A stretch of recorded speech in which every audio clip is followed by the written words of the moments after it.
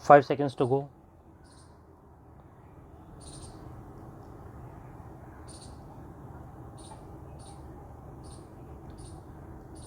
Start.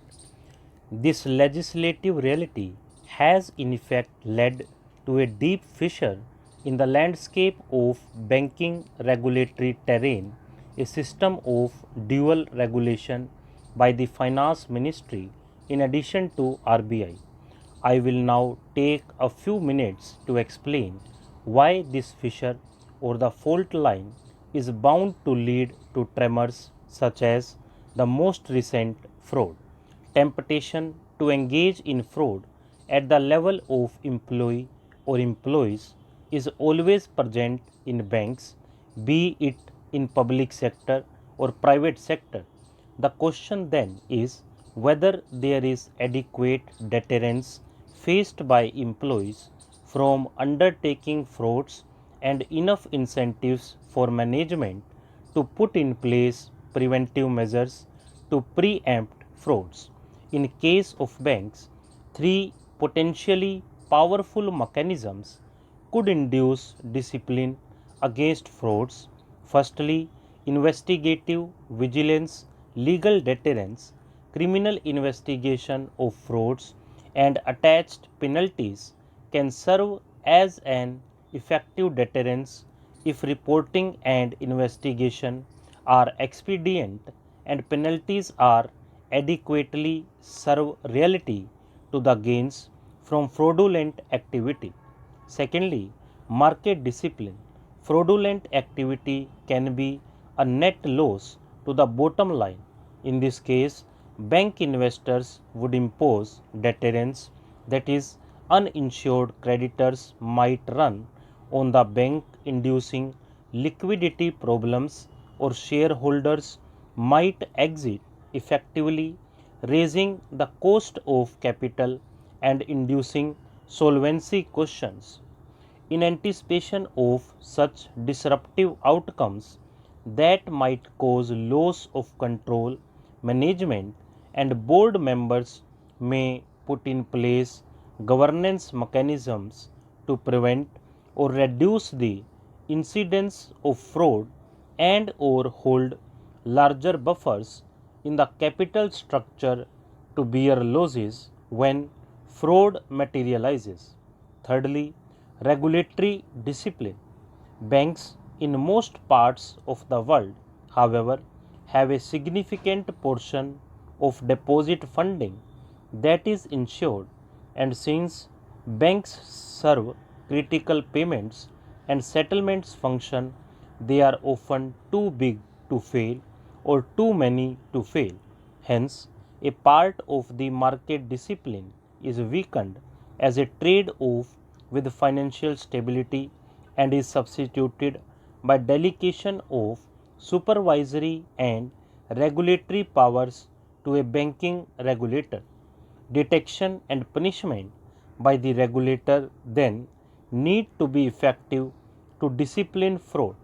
How do these mechanisms work in case of private and public sector banks in India? Investigative and formal enforcement process takes in our country, perhaps for the right reasons, a fair bit of time. Indeed, RBI data on banking frauds suggests that only a handful of cases over the past 5 years have had closure as such. It is fair to say that in case of private sector banks, the real deterrence arises from market and regulatory discipline and their confluence. A private bank CEO's primary concern is whether he will be able to raise capital when the need arises, or even whether he will still be running the bank the next day. The point is that they could be readily cautioned through their boards and even replaced by the RBI in case of large or persistent irregularities.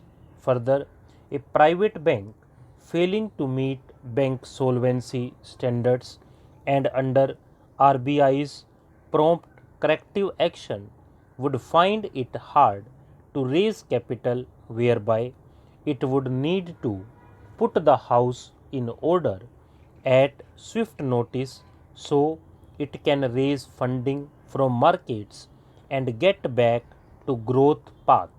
In turn, there are incentives to invest in governance so as to limit frauds and regulatory violations and to respond with alacrity when incidents do arise.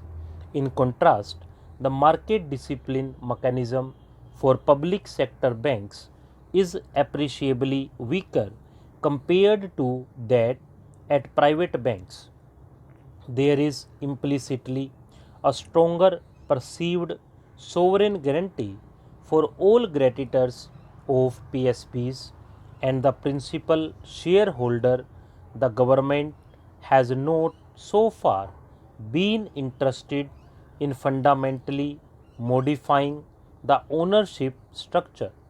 From an economic standpoint, this weakened market discipline should imply that the government would prefer stronger regulatory discipline of these banks, not weaker. However, as I explained above at length, and perhaps since the original idea behind bank nationalization was complete government control over credit allocation to the economy, the situation in India is exactly the reverse. RBI's regulatory powers over PSBs are weaker than those over the private sector banks. The BR Act exemptions for PSBs mean that the one agency, the regulatory, that can respond relatively quickly against banking frauds or irregularities cannot take effective action. Hence, for example, MDs at PSBs find it comfortable to tell media that business will be as usual for them under RBI's prompt corrective action framework, as even if they do not meet the stipulated restrictions of the framework, the ultimate authority over their tenure is with the government and not with the RBI. It is not entirely surprising that there has been a recurring theme in report after report on financial sector reforms in the country that has suggested strengthening of PSB governance through improvement in top management and board member appointments or ownership neutrality in banking regulatory powers or improving market discipline by considering a variety of diverse ownership structures. Will we let another opportunity to catalyze fundamental reform at PSBs pass by? Stop.